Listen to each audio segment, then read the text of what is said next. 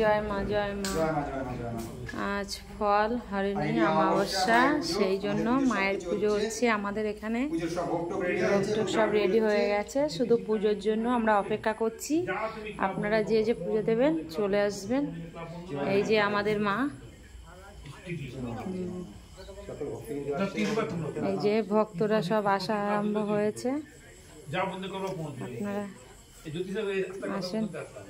এখানে পাঠা বলিদান হয়ে গেছে, এবার পুজো। এদিকে ছোলা হচ্ছে পাঠা, ওইদিকে মায়ের রান্না হচ্ছে। এবার আমাদের এই যে পণ্ডিত মশাই, উনি এবার পূজাতে বসবে। এই যে